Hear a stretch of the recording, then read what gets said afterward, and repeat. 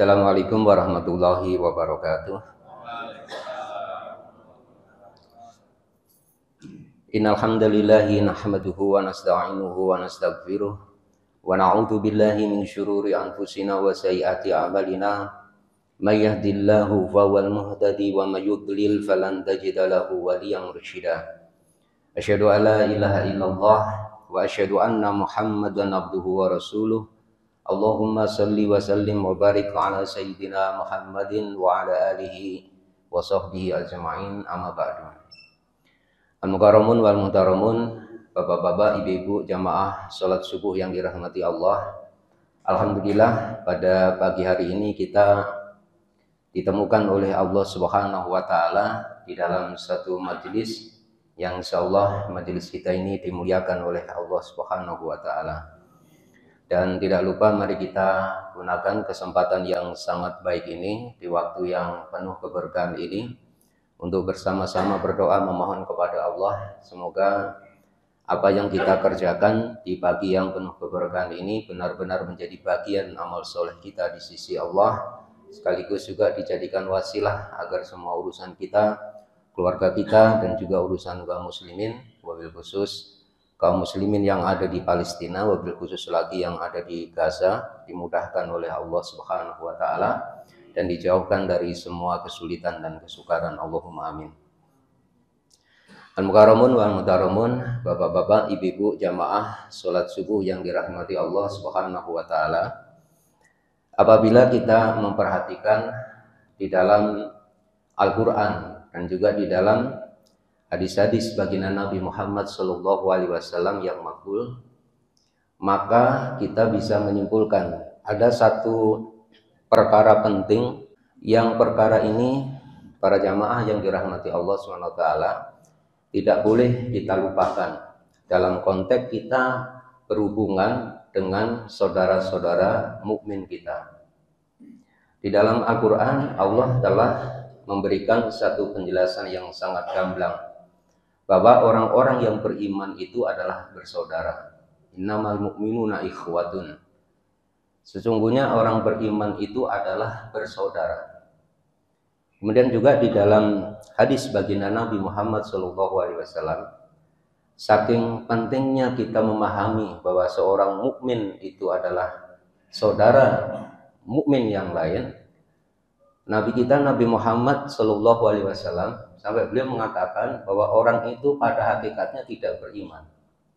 La yu'minu ahadukum, seseorang di antara kalian itu tidak beriman hatta yuhibba li akhihi ma yuhibbu li nafsihi, sampai dia itu mencintai saudaranya sebagaimana dia mencintai dirinya sendiri. Oleh karena itu, al-mukarramun yang dirahmati Allah, mencintai saudara-saudara muslim, mencintai orang-orang beriman itu menjadi karakter asasi orang beriman. Kalau orang itu mengaku punya akidah yang benar, punya tauhid yang kuat dan lurus, maka itu kita bisa lihat salah satunya dengan bagaimana dia berinteraksi dengan saudara-saudara muslimnya, bagaimana dia berhubungan atau bagaimana dia mempersepsi saudara-saudara mukminnya. Karena kita mencintai orang beriman itu merupakan bagian, mungkin dalam tanda kutip ya, bagian yang sangat penting di antara bagian-bagian penting lain di dalam ajaran Islam. Jadi mencintai saudara mukmin itu merupakan refleksi dari tauhid, refleksi dari iman. Nah, para jamaah yang dirahmati Allah SWT, pada pagi hari ini kita akan membahas bersama-sama hal-hal yang terkait dengan masalah itu.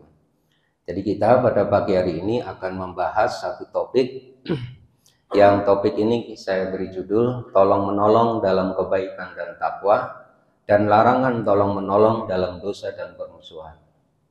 Di dalam Al-Quran, barangkali ini ayatnya sangat familiar, tepatnya ada di dalam surah Al-Maidah ayat yang kedua, tapi ini potongannya saja.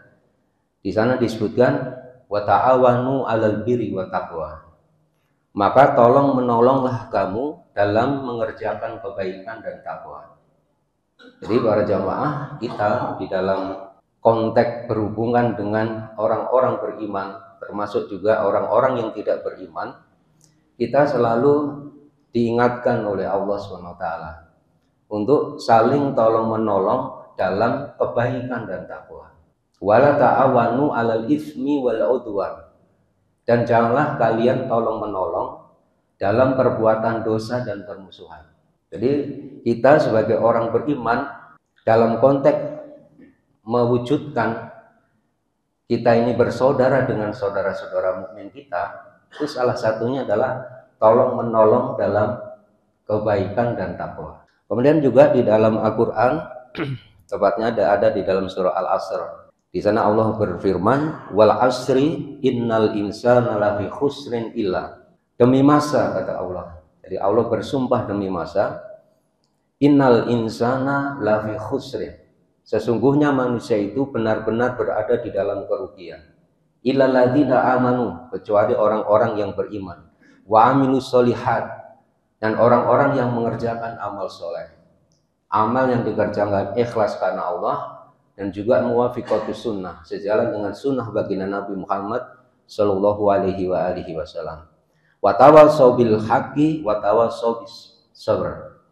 Dan dilanjutkan, kita diperintahkan di dalam Al-Quran, dan ini merupakan orang yang tidak akan pernah merugi di kehidupan dunia ini. Yakni apa? Saling nasihat menasihati di dalam kebenaran, dan nasihat menasihati supaya menetapi kesabaran. Jadi para jamaah, bahwa kita saling menasihati itu merupakan bagian juga dari perwujudan persaudaraan karena iman. Jadi kalau panjenengan memperhatikan di dalam hadis, baginda Nabi kan mengatakan ad-dinun nasihat. Agama Islam itu adalah an-nasihat, nasihat. Dan Nabi ditanya, liman?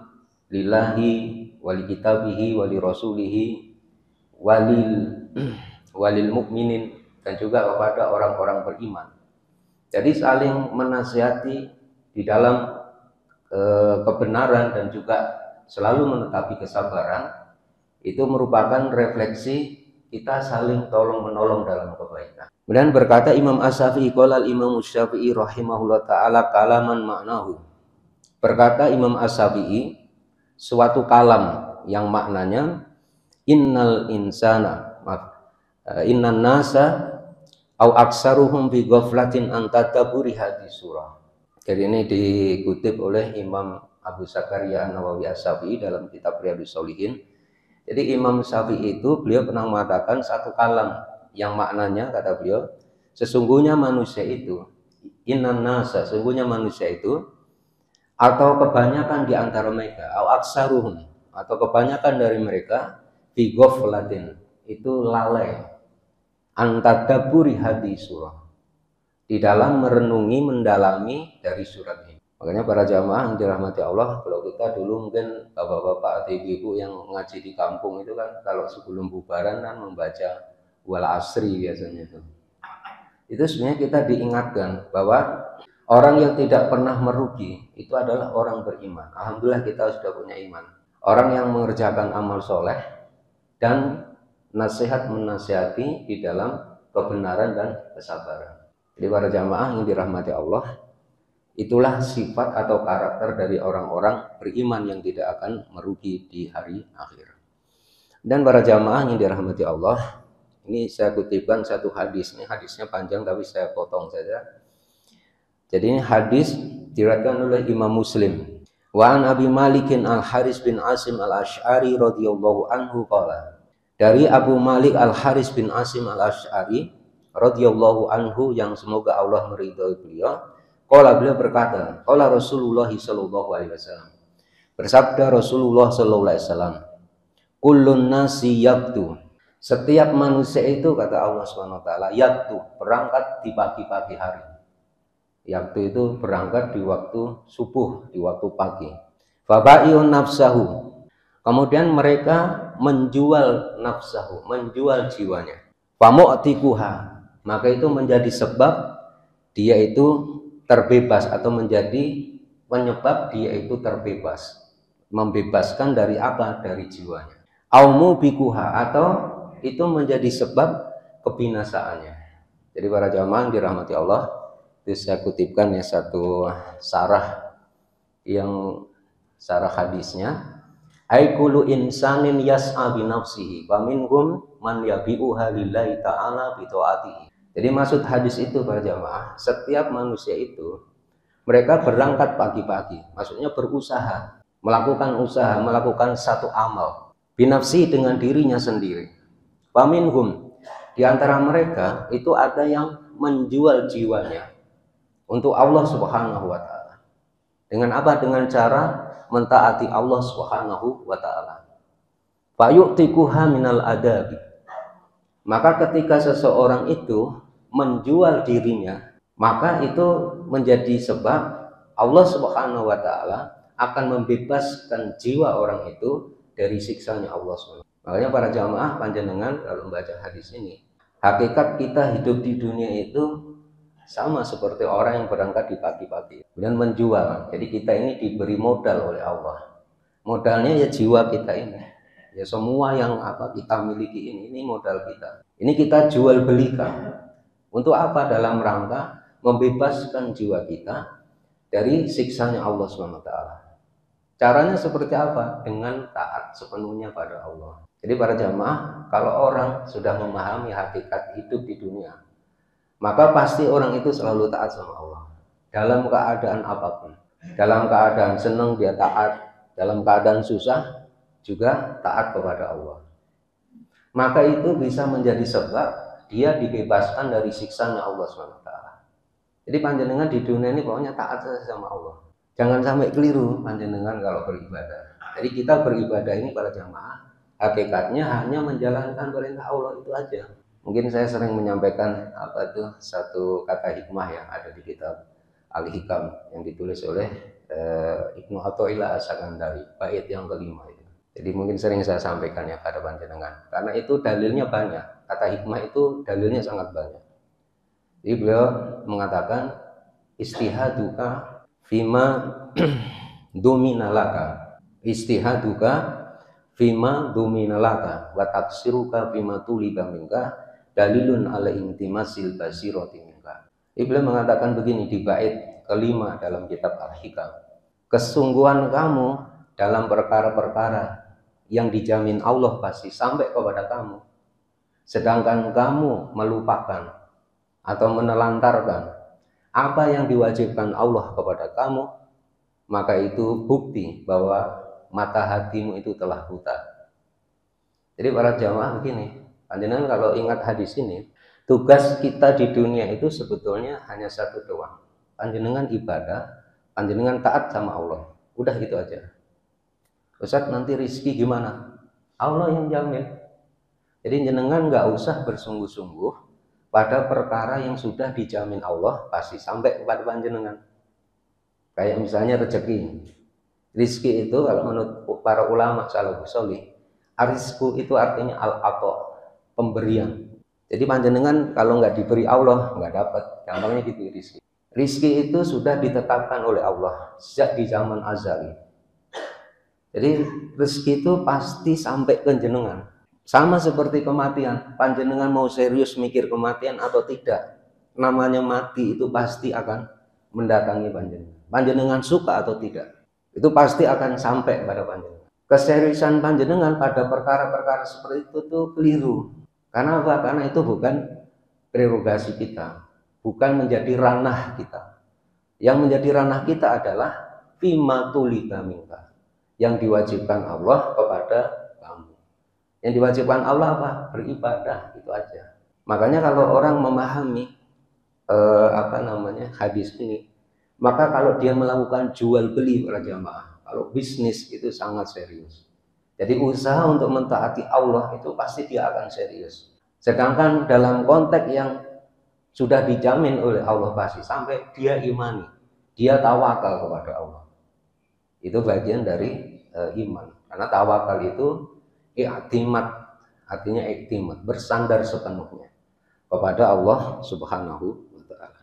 Kemudian yang berikutnya para jamaah yang dirahmati Allah, masih berhubungan dengan topik kita Jadi wa ta'awanu 'alal birri wa taqwa. Di dalam banyak hadis, baginda Nabi Muhammad SAW itu menjelaskan kepada kita agar kita itu selalu berserikat dalam kebaikan. Jadi kalau ada orang berbuat baik, panjenengan harus senang. Jangan pernah panjenengan nggak senang kalau ada orang berbuat baik. Kalau ada orang berbuat baik, panjenengan berusaha untuk berserikat dalam kebaikan. Baik, ini saya akan bacakan hadis ya. Mungkin panjenengan familiar dengan hadis ini. Jadi hadis ini dari Abi Abdurrahman Zaid bin Khalid Al-Juhani radhiyallahu taala anhu. Beliau itu berkata, Rasulullah sallallahu alaihi wasallam itu beliau pernah bersabda, "Man jahaza wasiyan fi sabilillah faqad ghaza." Barang siapa orang yang menyiapkan akomodasi untuk orang yang berperang di jalan Allah, faqad ghaza, sungguh dia itu seperti orang-orang yang berperang langsung itu. Dan beliau lanjutkan, "Waman khalafa ghaziyan fi ahli bi khairin faqad ghaza." Barang siapa orang yang menggantikan mengurusi keluarga dari orang yang berperang, maka sungguh dia seperti orang yang berperang. Jadi para jamaah, misalnya nih ada saudara kita nih, misalnya nih ya, berangkat berperang misalnya, berjihad di jalan Allah, panjenengan turut serta, ini saya kasih keris nih, saya kasih keris saya nih, Pak Slamet misalnya punya keris, Al-Mukarram Pak Slamet, Ustaz Arif berangkat perang berjihad melawan orang kafir, Ustaz Arif ini saya bekali dengan keris, tapi jangan kalau nih ya. Karena kalau cerita keris itu Masya Allah, orang Jawa itu kerisnya luar biasa ya. Kalau keris itu bahasa Jawanya curigo, curiga ya. Tapi ada filosofi orang Jawa, memang orang Jawa itu baru lengkap kalau dia punya tiga. Ada yang pertama curigo, turonggo, dan kukilo. Selamat tahu artinya. Kayaknya tahu ya, kalau diam itu artinya tahu. Asukut indal hajah bayandun. Yang pertama itu dia harus punya turonggo. Turonggo itu kendaraan yang bagus. Kalau zaman dulu kuda, kalau sekarang ya mungkin mobil atau apa. Ya minimal Innova ya Mas Arif ya. Jangan Pajero lah. Tapi ya kita kalau berdoa juga mintanya Pajero ya. Kemudian ada curigo. Curigo itu artinya keris, senjata. Para jamaah memang benar. Jadi terutama nih yang bapak-bapak nih, walaupun sudah sepuh, itu di rumah itu minimal harus punya curigo, punya senjata. Jadi saya itu punya guru ya, punya guru. Beliau itu hafal kitab Al-Muwatta. Guru saya itu. Kitab Al-Muwatta hafal, ahli hadis memang beliau itu. Beliau sudah sepuh. Terus kemudian di rumah beliau itu ada pedang dua, gitu. Ada pedang dua. Nah ditanya, "Syekh, panjenengan kan sudah sepuh. Ini kok masih apa namanya? Masang-masang pedang juga ya?" Loh, Anda jangan salah, kata beliau. Saya masang pedang ini, saya niatkan untuk berjihad di jalan Allah. Membantu pasukannya, kata beliau nih, pasukannya kalau nanti Imam Mahdi datang, saya akan bantu itu pasukannya Imam Mahdi dengan pedang saya. Maka sejak saya masang pedang itu, saya dapat pahala jihad. Memang benar seperti itu. Hadis-hadisnya juga banyak. Panjenengan di dalam hadis riwayat Imam Muslim, ini terutama yang bapak-bapak, kalau nggak punya niat berjihad di jalan Allah, meninggal dunia itu matinya seperti mati orang munafik ya. Jadi panjenengan berserikat dalam kebaikan itu, panjenengan misalnya punya golok di rumah, nyimpen golok diniatkan untuk nanti berjuang di jalan Allah. Nah kalau panjenengan berjihad, nggak mungkin kalau nggak ada senjatanya. Maka sejak nyimpen itu panjenengan dapat pahala. Makanya dulu para ulama di Jawa itu filosofinya harus punya turonggo, punya kuda. Kuda itu juga kaitannya dengan sebetulnya berperang di jalan Allah. Terus kemudian harus punya senjata. Kalau yang ketiga ini artinya burung ya. Kukilo itu burung. Jadi orang Jawa itu nggak lengkap kalau dia belum punya burung, belum punya ingon-ingon gitu. Tapi kalau ini saya nggak tahu itu sarahnya sih ya. Ya, harus punya burung katanya. Baik, jadi kemudian di yang kedua, para jamaah yang dirahmati Allah SWT, hadis yang kedua ini dari Abu Sa'id Al-Khudri radhiyallahu taala anhu.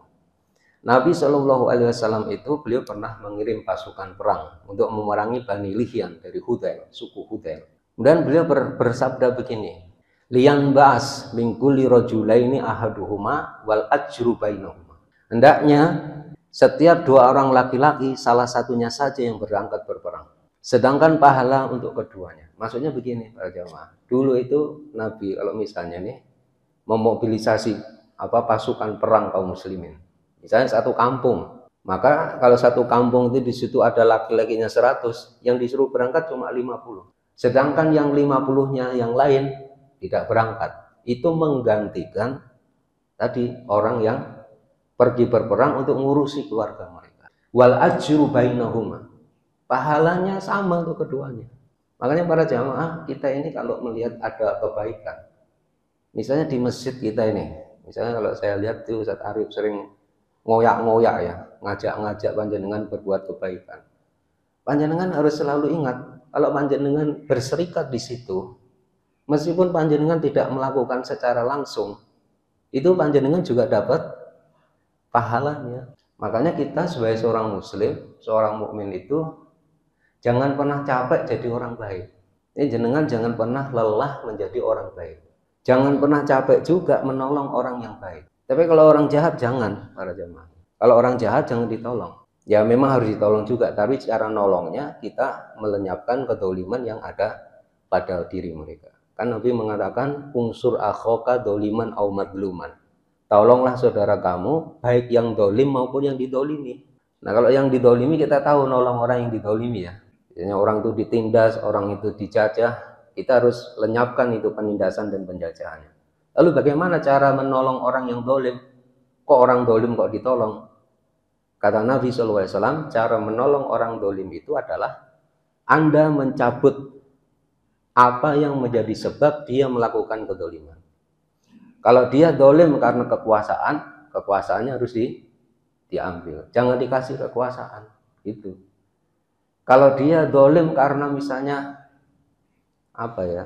sebab-sebab tertentu, maka sebabnya itu yang harus dihilangkan. Tapi niatnya adalah menolong dia, bukan karena kita nggak senang. Itu para jamaahnya. Kemudian yang berikutnya, ini di dalam satu hadis ya, dari Ibnu Abbas radhiyallahu anhuma, baginda Nabi sallallahu alaihi wasallam itu beliau pernah berjumpa dengan satu rombongan di daerah yang namanya Rauha. Ini daerah yang dekat di kota Madinah para jemaah. Dan Nabi bertanya, "Manil kaum?" Siapa kaum ini? Kemudian mereka menjawab, "Al-muslimun." Kita adalah orang-orang muslim. Faqalu man anta? Kemudian mereka bertanya rombongan itu, "Anda siapa?" Kemudian Rasul menjawab, qala Rasulullah SAW, Rasulullah, saya ini Rasulullah. Farafat ilaihi imra'atun sobian faqalat ali hada hajun qala na'am walaki ajrun. Kemudian ini ada seorang wanita di rombongan itu ngangkat anaknya, anak kecilnya. Apakah yang ini juga punya hak untuk berhaji? Karena ternyata rombongan memang pengen haji. Apakah anak ini punya hak untuk haji? Kata Nabi, na'am. Dan Anda, wahai perempuan, dapat pahalanya. Kenapa? Kalau anak kecil kan harus ditolong ya, digendong lah atau apa. Makanya ibu-ibu kalau gendong anak, macam-macam, bantu anak, masya Allah itu dapat pahala. Nyiapkan bapak-bapaknya mau bekerja pagi-pagi disiapin dengan ikhlas, itu juga dapat pahala. Jadi gitu dalam Islam itu. Jadi panjenengan berserikat dalam kebaikan, maka panjenengan juga punya hak untuk berserikat dalam pahalanya. Baik, kemudian kita lanjutkan. Jadi ini hadis ini ya Imam Bukhari dan Imam Muslim. Jadi para jamaah ini gini, inti hadis ini ya.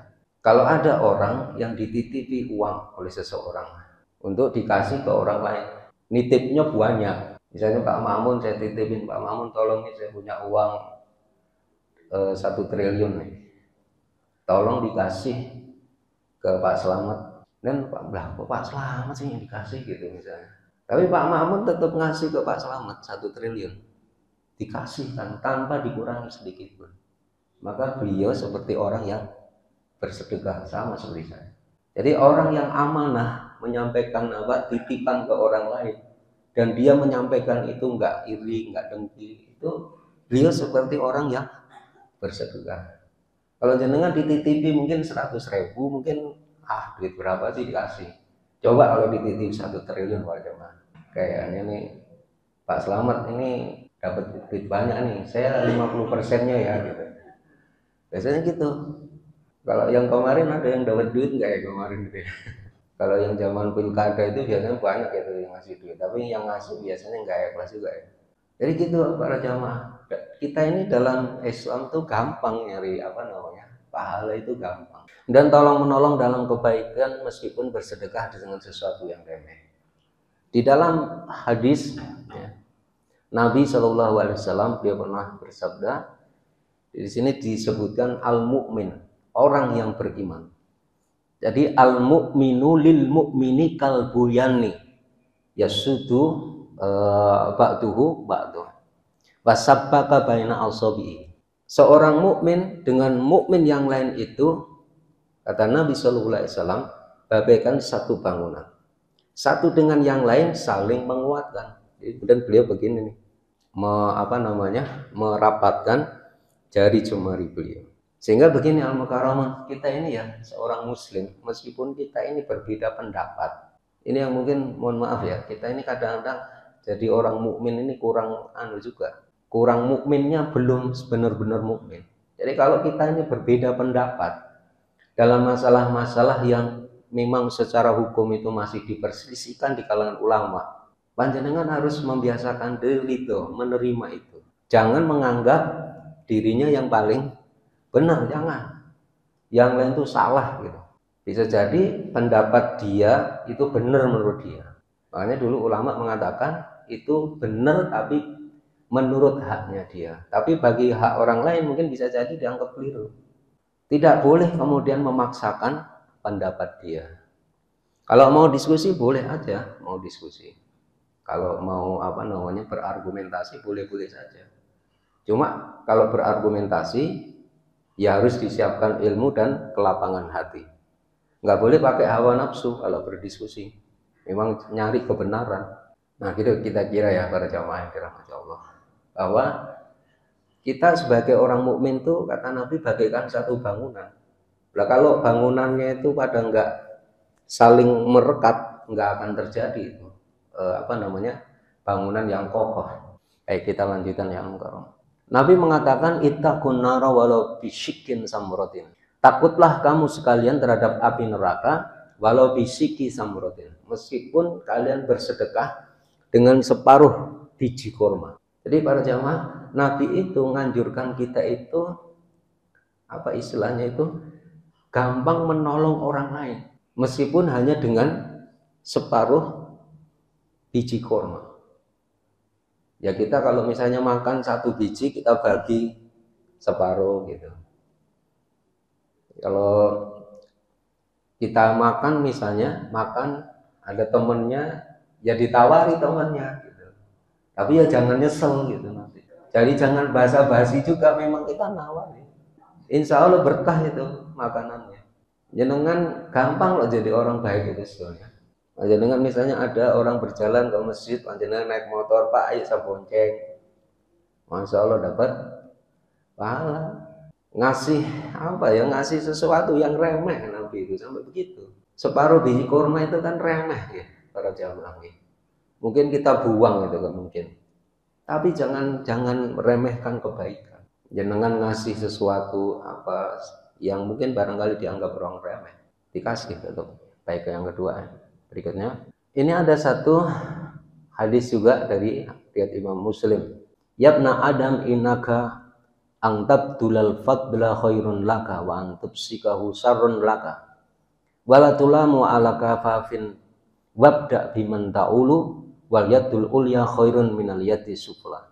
Wahai anak Adam, sesungguhnya jika kamu memberikan kelebihan hartamu, maka itu sangat baik bagimu. Dan jika kamu menahannya, itu sangat jelek bagimu. Kamu tidak akan dicela karena kecukupan. Nabi tidak mencela orang yang kaya, orang yang berkecukupan, tidak. Tapi menahan, maksudnya kikir. Menjadi orang kikir itu enggak baik para jamaah. Di Al-Quran itu sampai ada ayat wa mayuqasuha nafsahu faulaika humul muflihun. Barang siapa orang yang bisa terjaga dari kekikiran dirinya, maka dia termasuk orang-orang yang beruntung, kata Allah SWT. Kalau di Al-Quran wa amma man bakhila wastaqna wa kadzdzaba bil husna Fasanu yassiruhu lil usra. Orang bakil itu gitu, akan dimudahkan Allah ke jalan kesusahan. Kalau panjenengan lihat sedekahnya baginda Nabi, Masya Allah, nggak bisa kita kalahkan. Para sahabat juga sama.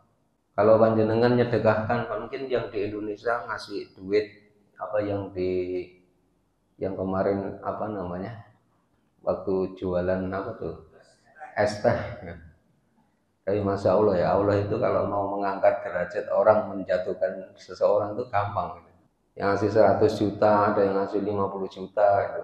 Kalau sahabat dahulu ngasih ladang, ngasih kebun, itu udah biasa. Yang nggak punya rumah dikasih rumah.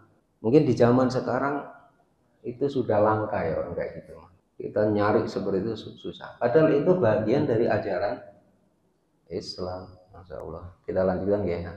Ini para jamaah ya, di dalam hadis riwayat Imam Bukhari dan Imam Muslim. Man tasaddaqo bi addi samratin min kasbi thayyibin wa la yaqbalu Allahu illa thayyiba wa innallaha yataqabbaluha bi yaminihi summa yurabbiha.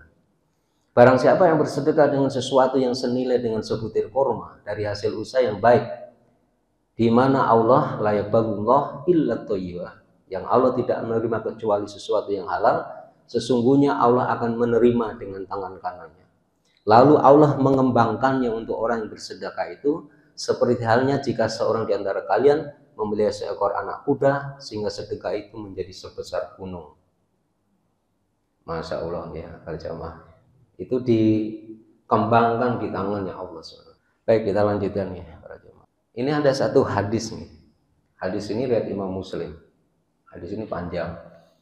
Untuk menjadi kekasih Allah, atau mungkin gampangnya kalau orang-orang bilang dari waliullah itu gampang, sebetulnya gampang.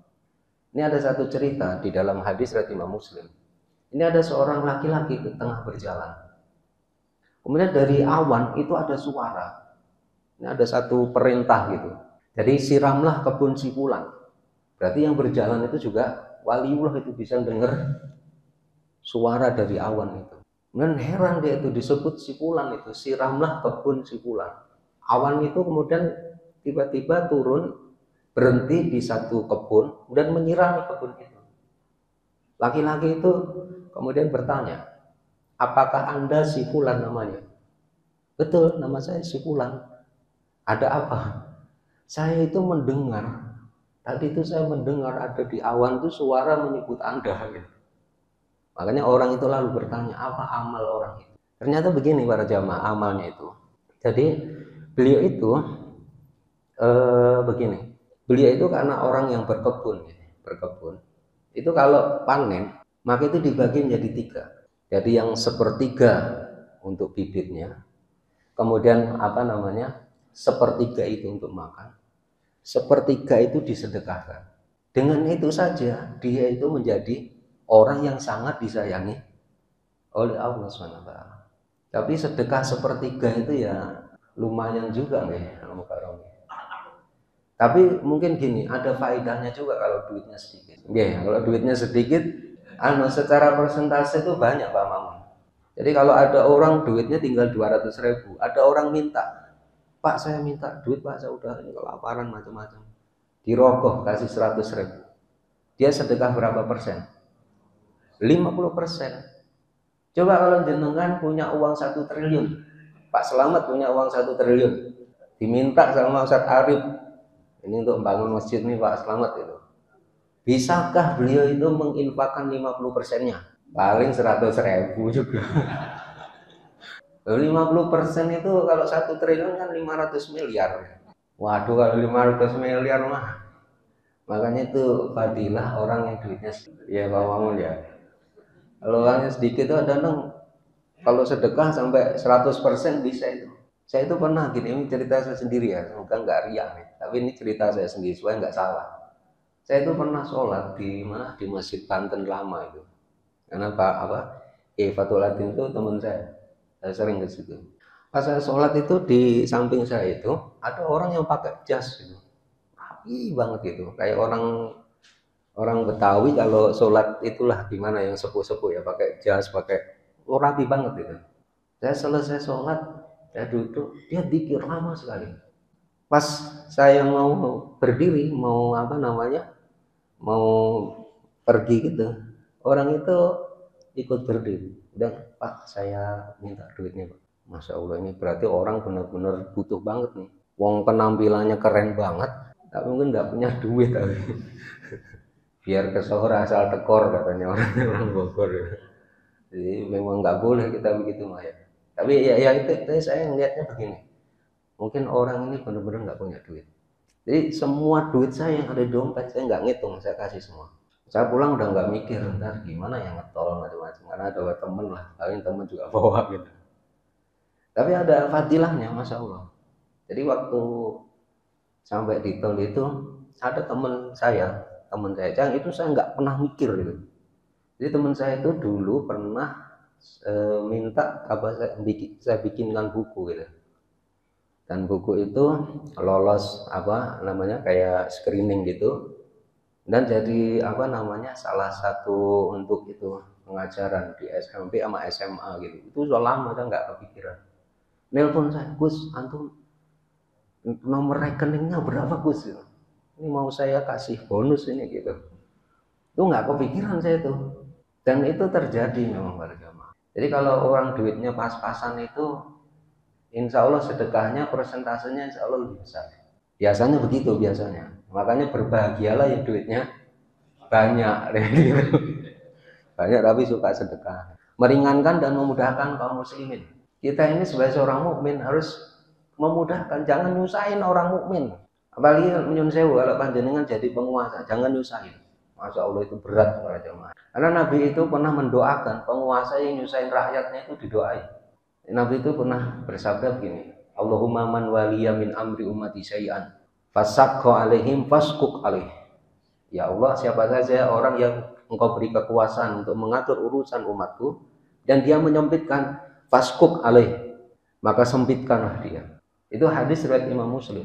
Iwawan waliya min ummati syai'an farofaqa bihi farfuq bihi. Tapi barang siapa yang engkau beri kekuasaan kemudian dia berlaku lemah lembut pada mereka, maka berlaku lemah lembutlah kamu kepada engkau ya Allah kepada dia. Jangan nyusahin, jangan beratin rakyat. Kalau yang di Indonesia itu kan sekarang pajak-pajaknya yang mulai banyak ya para jamaah. Tapi kemarin diprotes kayaknya tetap jalan juga 12%. Dan itu sebetulnya memberatkan. Mungkin yang ditakuti sekarang ini salah satunya pajak ya. Kalau saya lihat itu berita-beritanya yang nggak bayar pajak nanti akan didatengin petugas pajak ke rumahnya gitu. Ya jangan sih, mestinya ya kalau orang nggak punya duit terus gimana sih gitu. Kalau orang nggak punya duit, bener-bener nggak punya duit terus gimana, disuruh bayar apa namanya, bayar pajak. Sampai ada orang yang baru usahanya baru jalan akhirnya ditutup kembali karena nggak kuat bayar pajak gitu. Bahkan kan ada kan perusahaan mana tuh yang jualan apa tuh susu atau apa ya, yang daerah Boyolali itu yang sampai akhirnya ditutup. Jadi memang itu contoh-contoh yang sebenarnya jangan. Baik, kita lanjutkan ya. Jadi dalam hadis Nabi itu pernah bersabda begini, jika seseorang di antara kalian sholat, idza shalla ahadukum linnas falyukhaffif fa inna fihim dha'ifa wa sakim wa kabir wa idza shalla ahadukum li nafsi falyutawil ma syaa. Nabi mengatakan, jika seorang di antara kalian sholat mengimami manusia, hendaklah ia meringankan. Di tengah mereka ada orang yang lemah, sakit, dan tua renta. Jika seorang di antara kalian sholat sendiri, perpanjangkanlah sekehendaknya. Nabi itu selalu berusaha meringankan beban kaum muslimin. Sampai dalam hal sholat berjamaah. Nggak ada keraguan, sholat itu super penting. Amal ibadah yang sangat penting, menentukan baik tidaknya amal perbuatan kita yang lain. Tapi dalam konteks itu pun Nabi berusaha meringankan. Kalau jenengan sholat sendiri nggak apa-apa baca surah Al-Baqarah sampai selesai 1 rakaat. Tapi kalau panjenengan ngimami, apalagi ibu-ibu ya, udah ibu-ibu sudah sepuh, udah batuk-batuk, itu biasanya kalau imamnya kepanjangan biasanya batuknya batuk buatan. Gitu tuh. Tapi jenengan nggak boleh ya para jamaah kayak gitu. Iya nggak boleh. Itu jenengan berarti nggak suka sama imam. Kalau nggak suka jenengan sabar. Jangan itu hukumnya haram gitu, karena mengganggu sholat. Juga nggak seneng sama imam. Ya man kariha min amri syai'an falyasbir alaih. Kadang-kadang kan ada yang gitu ya, berarti nggak seneng sama imam. Terus juga kalau bawa HP di silent, harus dimatikan, karena itu mengganggu sholat nanti. Pas lagi sholat hening-hening bunyi gitu kan, bunyi ringtone-nya itu, masya Allah. Saya itu pernah di sholat duhur di masjid Jam Sostek gitu, Namal. Sholat duhur kan, duhur itu kan pada udah lengang gitu, masya Allah, sepi enak gitu. Tiba-tiba ada suara burung hantu aja. Masya Allah, saya langsung nggak kusuk itu, bener-bener itu. Suara burung hantu ini, orang juga ring burung hantu, masya Allah. Tapi orang itu nggak tahu mungkin fikihnya ya, mau dimatiin gitu enggak itu. Biarin aja gitu mas. Baik, kita lanjutkan ya. Rasulullah meninggalkan satu perbuatan yang beliau sangat ingin mengamalkannya, khawatir manusia akan melakukan perbuatan itu, lalu diwajibkan atas mereka. Kasus yang sangat nyata itu sholat tarawih berjamaah. Nabi itu di hari yang ketiga nggak keluar, karena khawatir nanti kalau diwajibkan oleh Allah. Kalau wajib itu berat berjamaah. Jangan kalau wajib itu artinya diberi tanggung jawab yang berat. Karena kalau panjenengan nggak kerjakan, panjenengan berdosa. Beda sama sunnah. Sunnah itu kalau dikerjakan dapat pahala, tapi kalau ditinggalkan panjenengan nggak dosa, begitu kan ya. Berarti lebih ringan. Nabi itu walaupun beliau pengen mengerjakan sesuatu, terus kok ini khawatir beliau nanti manusia, para sahabat itu akan mengerjakan perbuatan itu terus menerus, khawatir nanti jadi diwajibkan, difardukan oleh Allah. Nah itu khawatirnya. Maka itu dalil begini, kita ini nggak boleh mewajibkan amal yang hukumnya sunnah, nggak boleh. Terus juga gini para jamaah, sekali Nabi itu melakukan satu perbuatan itu menjadi sunnah sampai hari kiamat. Contoh misalnya begini, Nabi itu misalnya doa kunut misalnya gitu, walaupun cuma sekali, itu jenengan contoh boleh sampai seumur hidup, cuman tidak boleh diwajibkan. Didawamkan tuh boleh, cuma tetap itu menjadi sunnah, tetap sunnah. Dan ini ada puasa wisal. Nabi Shallallahu Alaihi Wasallam melarang mereka, yakni para sahabat, puasa wisal. Jadi nahahum an Nabiyyu Shallallahu Alaihi Wasallam anil wisal rahmatan lahum. Itu gandeng itu lamnya. Jadi Nabi itu beliau melarang mereka, yakni para sahabat, puasa wisal. Sebagai apa? Sebagai bentuk kasih sayang. Rahmatan lahum. Sebagai kasih sayang beliau kepada mereka para sahabat. Tapi para sahabat bertanya, faqalu innaka tuwassil. Rasul, tapi mengapa Anda puasa wisal? Lalu Nabi melarang para sahabat puasa wisal, tapi beliau sendiri berpuasa wisal.